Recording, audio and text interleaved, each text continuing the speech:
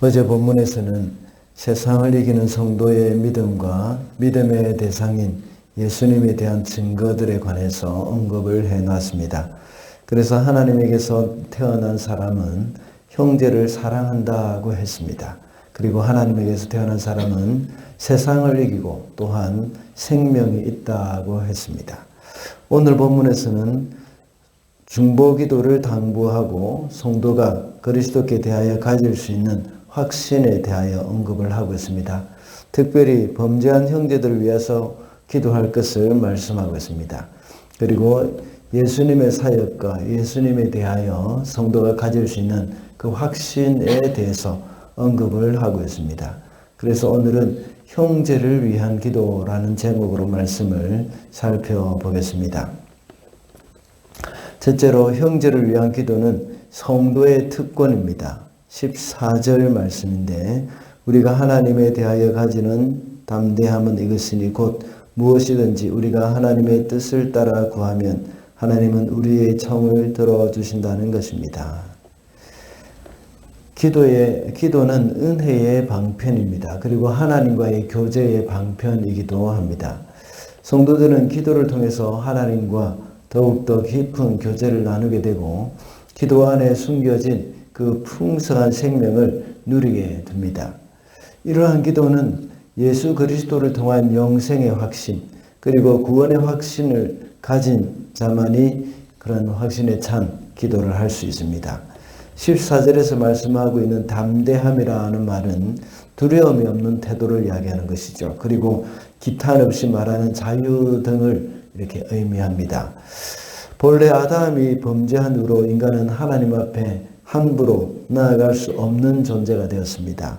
죄를 가진 채로 하나님을 만나게 되면 죽음에 이르게 되었습니다.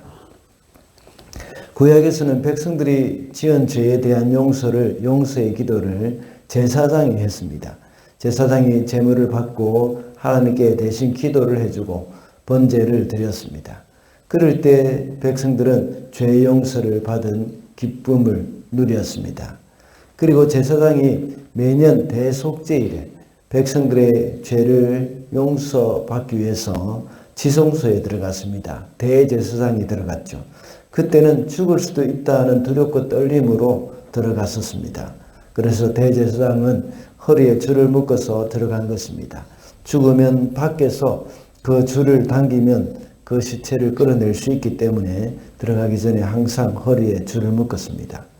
그러나 주님이 오신 후로는 누구나 하나님께 담대히 나아가서 기도를 할 수 있게 되었습니다.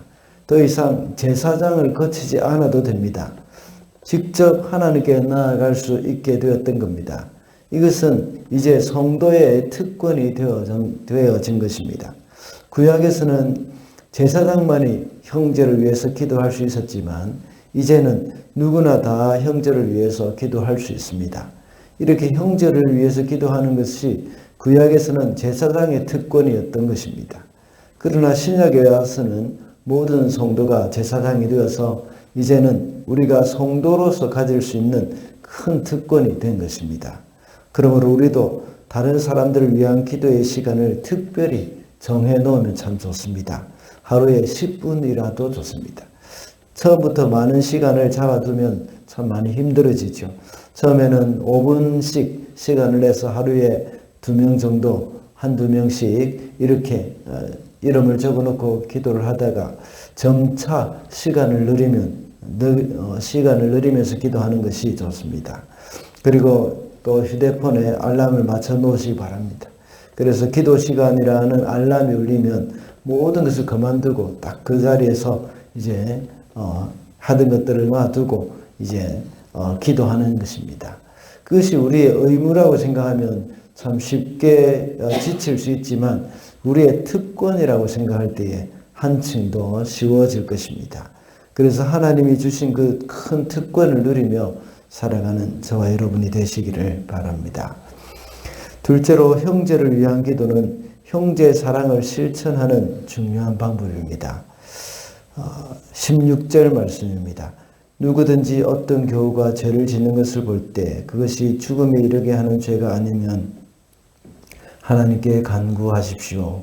그리하면 하나님은 죽을 죄를 짓지 않은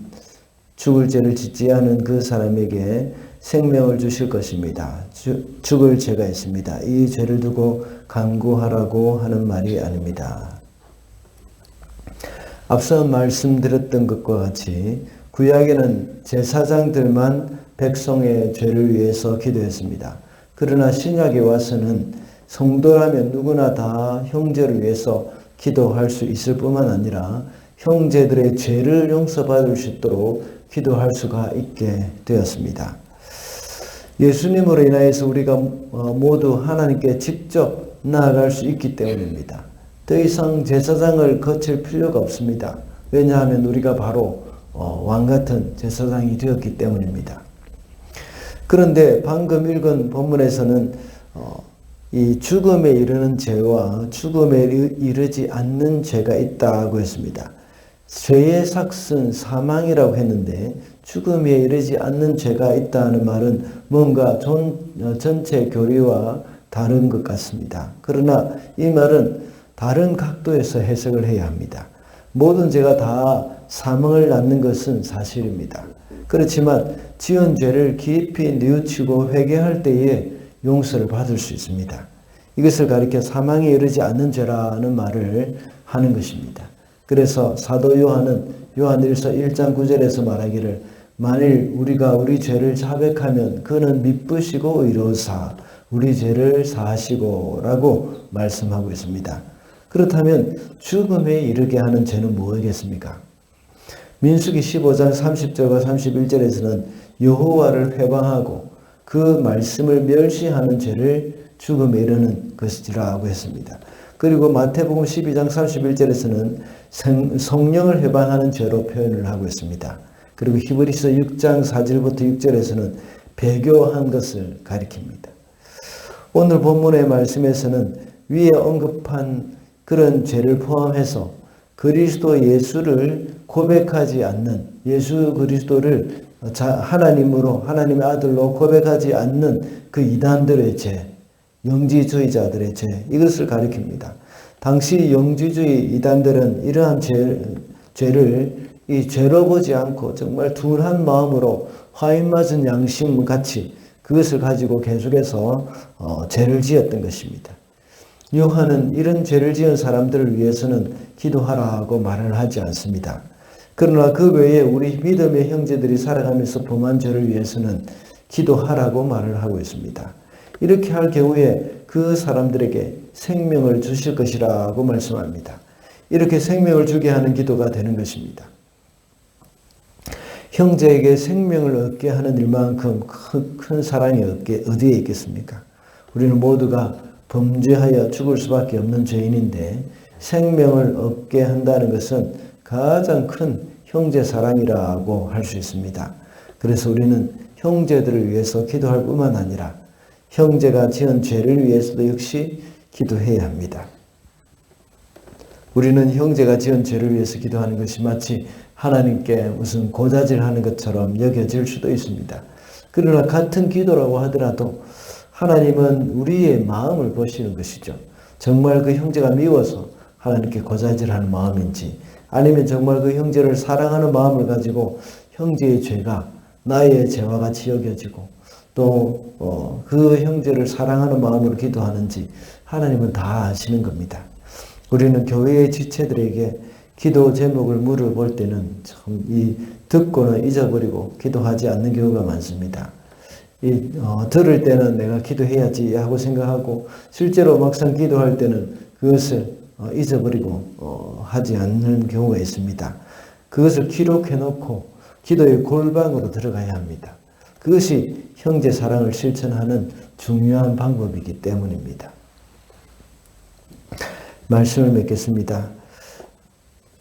오늘은 형제를 위한 기도라는 제목으로 말씀을 살펴봤습니다. 형제를 위한 기도는 성도의 특권입니다. 그리고 형제를 위한 기도는 형제 사랑을 실천하는 중요한 방법이라고 했습니다.